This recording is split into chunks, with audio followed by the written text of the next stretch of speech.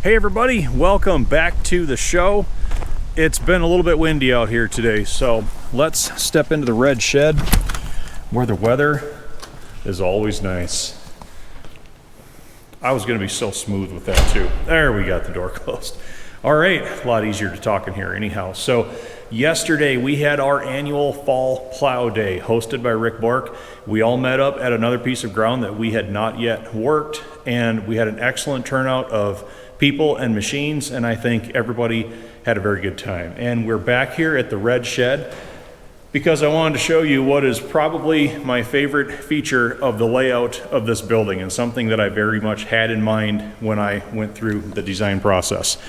This right here. I got home just about dark last night with the truck trailer, the D2, the plow, and I didn't have time to offload this and put away chains and the ramps and the plow and get the trailer off of the truck.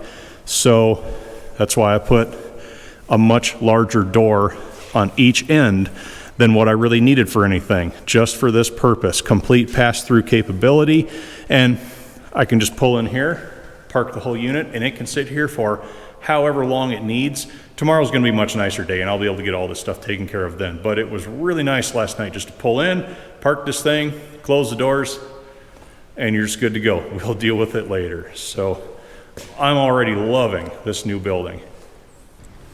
Now, I did something yesterday that I've been threatening to do for a while.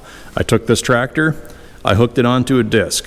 I sat in that seat, and I just went around and around and around that field for hours, just continuing the break-in process on this diesel engine. Everything up to temp, steady load, no interruption was the most important part, and I think it really did well. The wet stacking that had been coming out the pipe completely went away, and I don't know if it's just my imagination, but after about 2 hours of steady runtime, everything just seemed more crisp, and it's like it actually gained a couple more horsepower. It was a noticeable difference, improvement, I would say, in performance. The downside of that, though, is I didn't have any time at all to do any recording of the plow day. I didn't even bring the drone, so we have no aerial shots. I did throw this camera in with a couple of spare batteries, and Senior was with yesterday as well, and he spent probably the first 2/3 of the day just assisting some people, helping everybody get set up, tuned up. We had 2 operators out there that really had never plowed before yesterday, and it didn't take long at all. Those guys were in the rotation with the rest of us, just rolling sod. So towards the end of the day, he did free up a little bit of time. He went to the truck, found the camera, and he recorded the following shots that you're about to see. So everyone can thank Senior for the plow day footage for this year. I just made the decision, if I was really gonna be serious about trying to break this engine in, I just had to just do that and nothing else. So hope you all enjoy the show. There's a gentleman that makes this an international plow day. He's from Canada. Got a little 480 with a single bottom on her. It's not doing too bad of a job, really. Soil's awful dry here. It's really pulling hard. A little bit of equipment. We got a co-op number 3. Got an m-mminneapolis ZB. Looks like you get a little wear on this plow. Co-op 3 is pulling a John Deere 2-bottom. We got a little Genius here behind the M.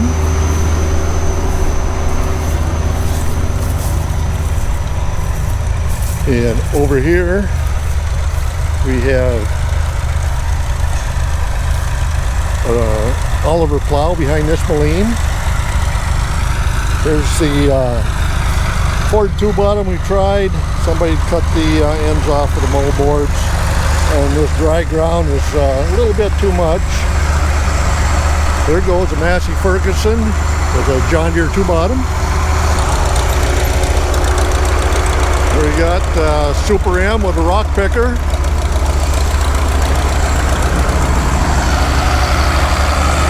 Here we got an Alice 22 with a 4-bottom.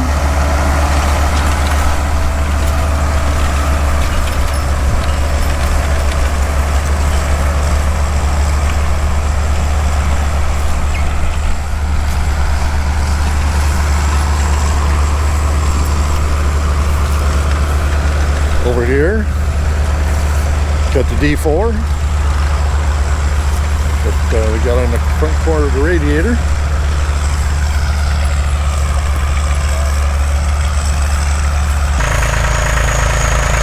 Here comes the Massey Ferguson back, the Massey 235. First time this guy's ever plowed. Had to do a little tune-up on the plow, but it's probably doing as good, if not better, than most guys out here. And here's one of Rick Bork's wonderful machines. Field full of rocks. He brought that out to start digging some big ones out. Except, I think he was using this as a dozer. Because if you look down here, he run the track off. So, anyway, we're getting him plowed in. I guess he's a big boy. He can handle it from here. Here we have the Cat D6. Been doing a little discing out here. Another one of Rick Bork special discs.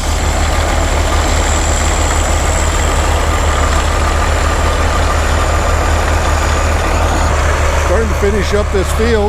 We got one more little one to do. I don't know, it looks like we got maybe some rain coming in, which we drastically need. Very rocky piece of ground here.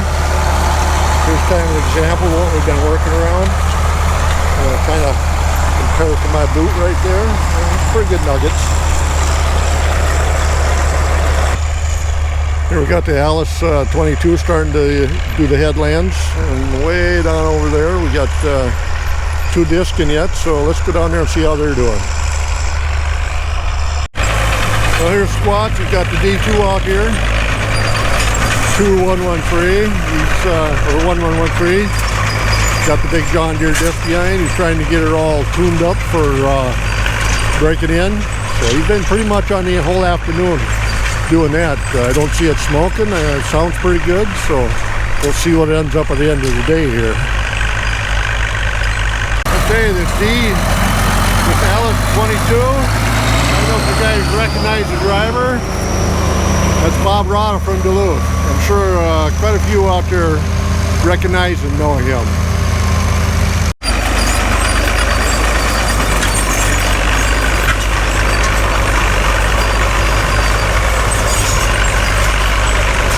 Things are flattening out pretty good out here.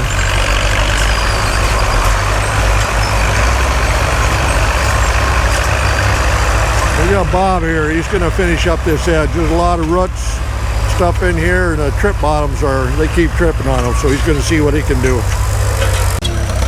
Alice WD. Alice just behind. Kind of a nice little outfit there.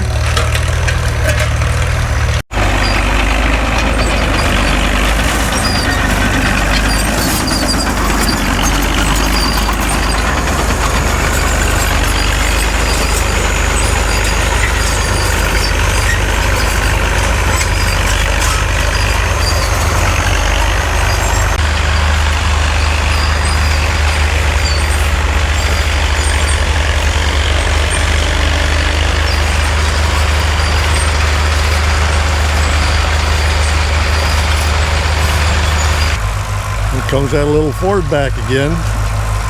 I can hear it. I think I can. I think I can. I think I can. Headlands are pretty tough. Especially he isn't running a Coulter on there, but they did disc them down a little bit first, which helped them out. So for the most part, it doesn't do it too bad. You'll see when you start getting into the roots here, he really starts plugging plows up. Yeah, look at that. Rolled out some pretty good stuff. He's going to chuck her into a higher gear and get back real quick to the other end. Here's what ruts do. Look at how that clog is in that plow.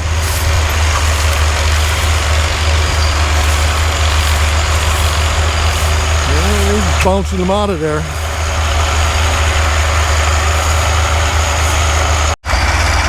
Yeah, I think we're done on this edge. All it is doing clogging up. It goes an interesting machine. Let's see if we can get a little bit closer up on her.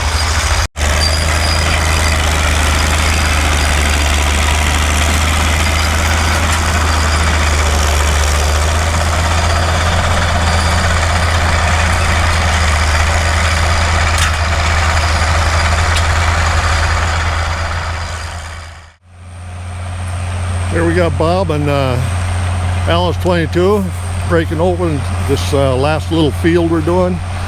Kind of a really odd shaped one, but we'll see what we get done here. So figure we get things going, maybe the rest of the crew will follow us. Oh, and we got one guy coming already. A little rocky in here. Them plows have jumped out a few times already.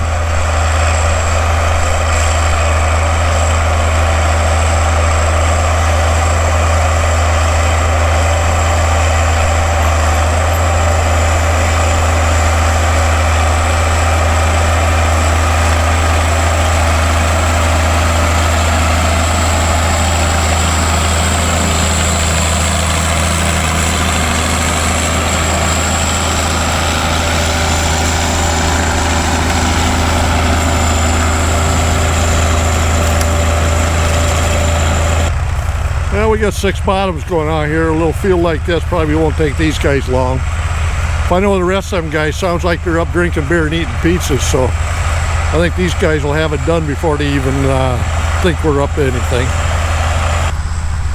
Found a pretty good sized nugget here, and she kicked the plow right up out of the ground.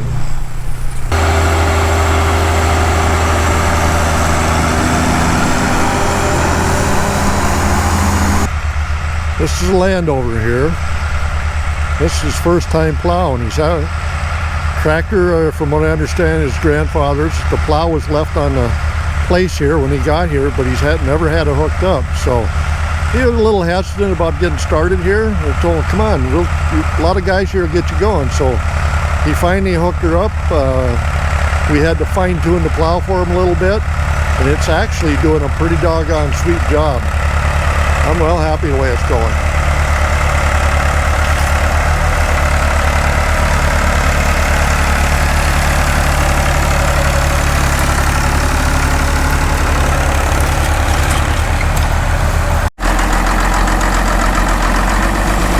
Here's an interesting machine. 5. Not very many of these made. Don't see many of these around. Sounds really good.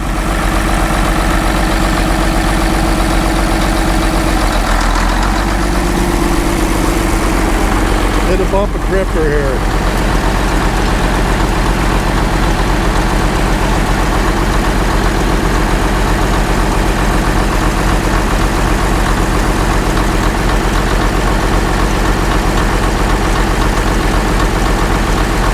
Oh, I think they got her.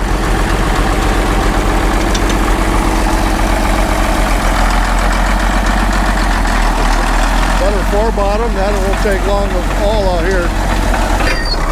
Going to D5, following up with a D6. He's going to start disking after these guys right away. So if everything works right, we'll have everything finished up yet today. Not sure if you guys heard it, but he took it real easy because right here, a lot of big rocks in this area.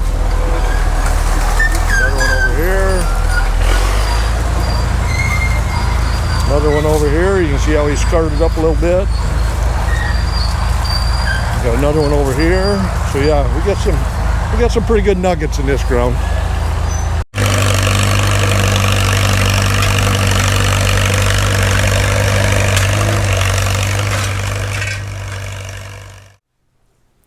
So I hope you all enjoyed watching the brief recap of Fall Plow Day 2024. And once again, thanks Squatch Senior for getting the footage. If it wasn't for his efforts, I wouldn't have had anything at all. So that's very much appreciated.